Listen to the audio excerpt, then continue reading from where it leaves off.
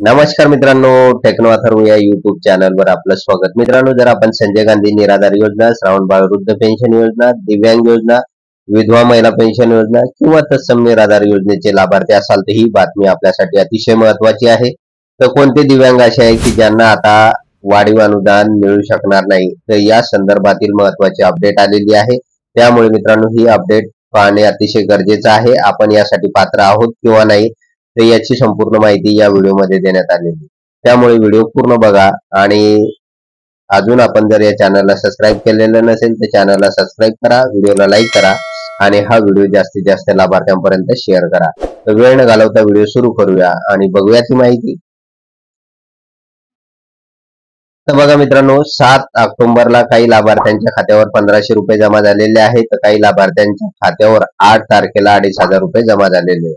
परंतु 2500 रुपये जमा होण्यासाठी शासनाने काही निकष लावलेले होते. त्या निकषानुसार व्हेरिफिकेशन करत असताना 8 तारखेला मात्र ज्या लाभार्थ्यांचं यूडीआयडी कार्ड आणि डिसॅबिलिटी सर्टिफिकेट वेबसाईटवर अपडेट होतं, अशाच लाभार्थ्यांच्या खात्यावर डीबीटी मार्फत हे वाढीव अनुदान म्हणजे अगोदर 1500 मिळत होते, त्याच्यामध्ये 1000 रुपयाची वाढ होऊन ते 2500 रुपये करण्यात आलं. तर ते 2500 रुपये त्यांच्या खात्यावर जमा करण्यात आलेले.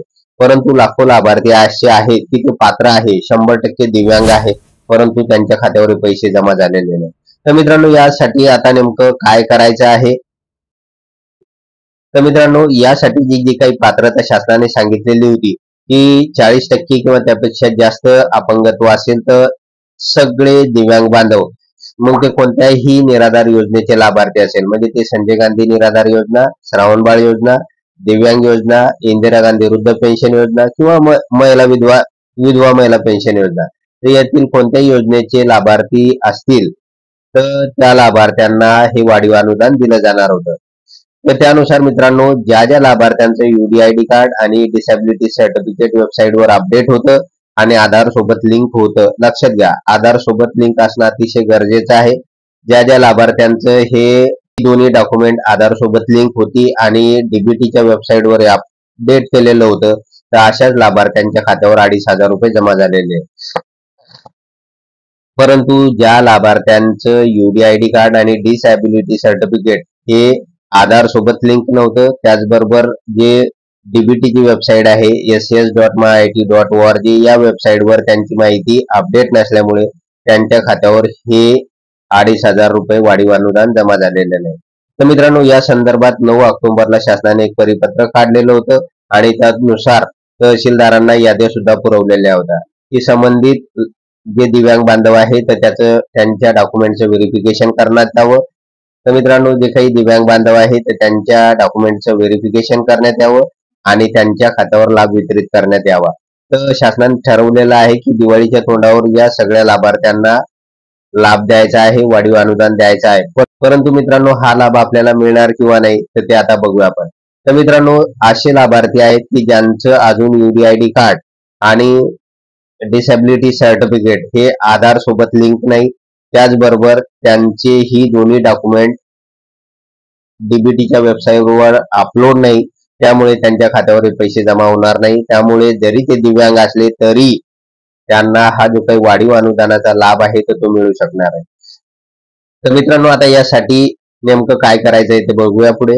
तर मित्रांनो, याच्या अगोदर मी वारंवार व्हिडिओमध्ये सांगत आहे की आपण तात्काळ तहसील कार्यालयात जा आणि संजय गांधी निराधार योजनेचे जे काही ऑफिस आहे त्यामधले जे काही कर्मचारी आहे तिथे आपले सगळे डॉक्युमेंट जमा करा.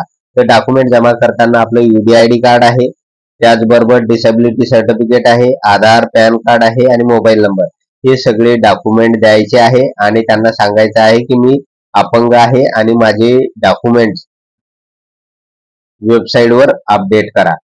मित्रांनो, जोपर्यंत तुमचे डॉक्युमेंट वेबसाईटवर अपडेट होणार नाही डीबीटीच्या, तोपर्यंत तुम्हाला पैसे मिळू शकणार नाही. मग तुम्ही 100% अपंग असले तरी तुम्हाला पैसे मिळू शकणार नाही किंवा वाढीव अनुदान मिळू शकणार नाही.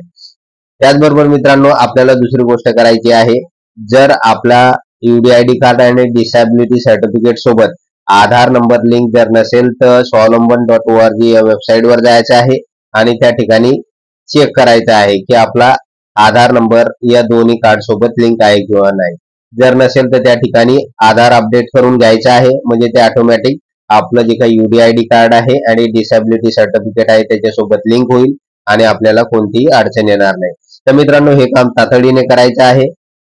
स्वावलंबन नावाच्या वेबसाईटवर जा आणि त्या ठिकाणी आधार सोबत ही UDID कार्ड आणि डिसॅबिलिटी सर्टिफिकेट अपडेट करून घ्या आणि त्यानंतर UDID कार्ड, डिसॅबिलिटी सर्टिफिकेट, आधार कार्ड, पॅन कार्ड आणि मोबाईल नंबर हे तहसील कार्यालयामध्ये जमा करा आणि त्यांना सांगा की डीबीटीच्या वेबसाईटवर अपडेट करा.